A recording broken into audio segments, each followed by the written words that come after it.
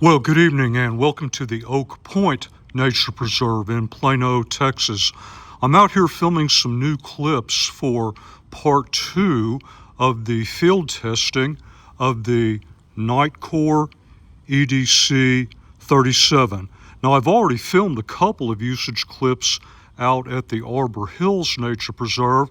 What I'm going to do tonight is just going to go for a simple, enjoyable night hike. I will use the EDC37 exactly as I would if this was any other night hike, and hopefully between the two locations you'll get a very good idea of how this light performs under a very wide variety of use cases. But first I've got to let the sun go down. So while that's happening, I'm going to take you back to Arbor Hills. We'll start with those clips and then pick up back here at Oak Point.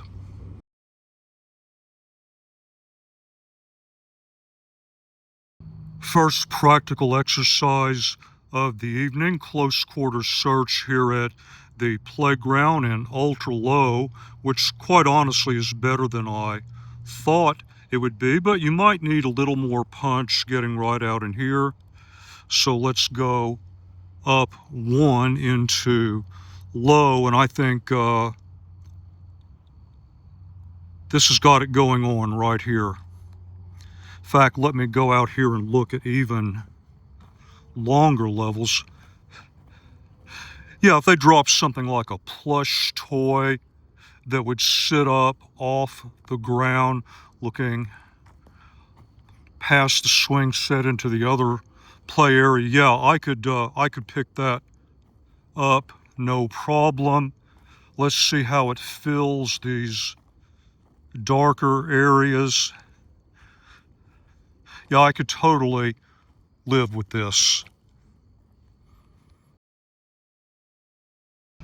For path following, this is low. You can see everything is soaked from the recent rain, so I'm going to have to be a little careful not to get too much mud on my boots, track that back into the apartment, and then suffer the curse of Emotep. Low is okay for just right in front of you. Downrange, not so much. Up into medium though, I have adequate downrange, and the side to side's very useful. So I think as long as the battery was cooperating, this is the output level that I would use for basic path following.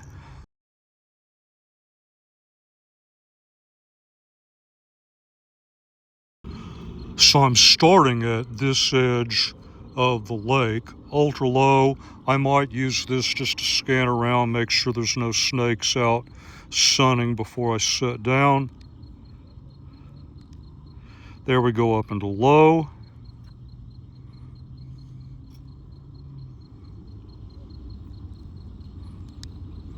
Medium.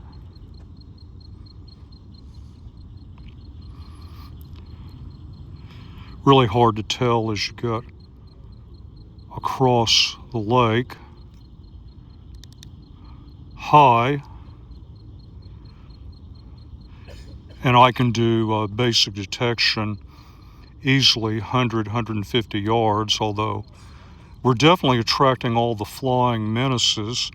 And then there is Turbo Spot 600 yards across the edge of the lake. Can't really make out much in the way of detail though, too low candela.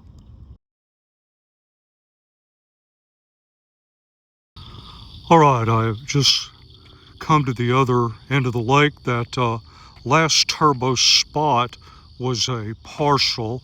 I just ran it for a handful of seconds.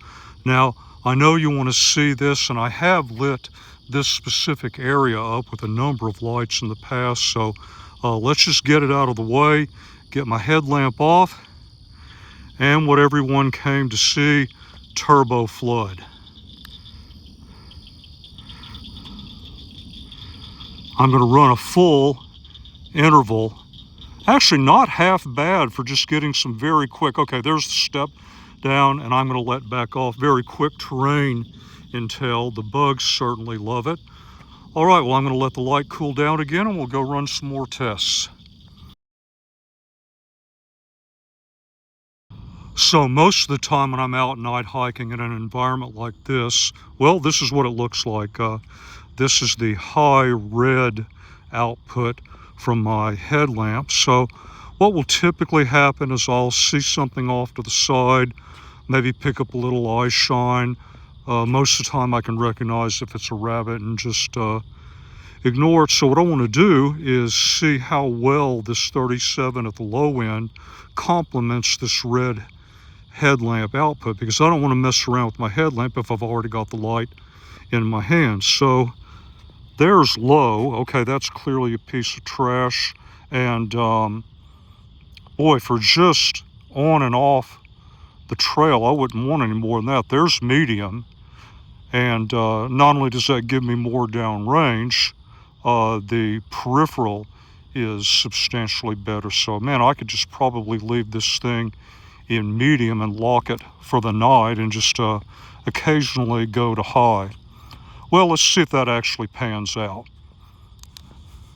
And there we are, back to red. So here is medium, no headlamp.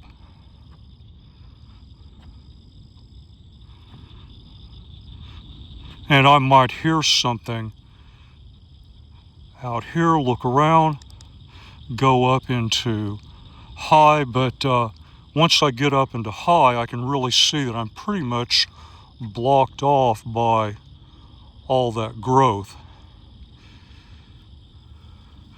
I get it up way high here, and that's not much of an improvement. So I've got an administrative building behind me, over 40, 45 yards there. I've been picking up some eye shine. I'm in medium. I want to go up to high. That's a lot better. I can really see inside the tree. It's right over in there. Of course, just as I start filming, it's guaranteed to go away. But I like how I've got really generous peripheral, and at what I would call typical hiking distances. Okay, is that it right there? Yeah, typical hiking distances, I can still, even with all the light pollution around, still get comfortably inside tree lines.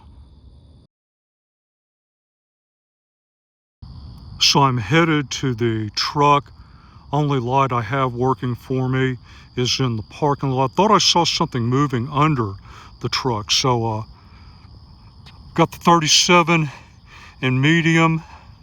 Problem is, this is not a thrower. It's not really high candela, so the photonic barriers really get me here. So this is one that even with the lesser distance, okay, now high, yeah, that gets the job done. I can look comfortably under the truck, around, out into these areas. So that was an interesting test.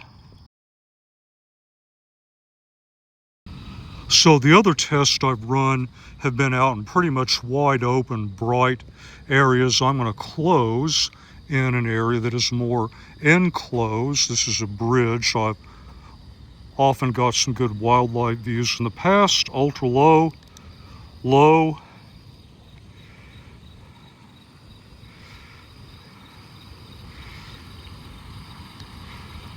mid or medium,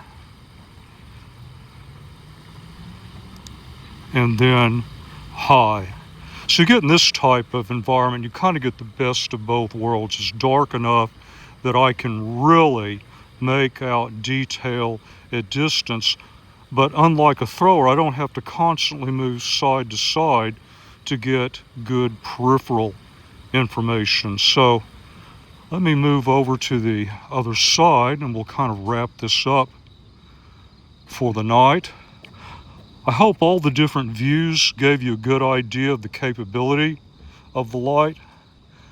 Really hard to see deep in there because of the growth this time. of year. But if there's something else you'd like to see, leave a comment. I'll see what I can do. And as always, until the next review, thank you very much for your time, and thank you for watching the video.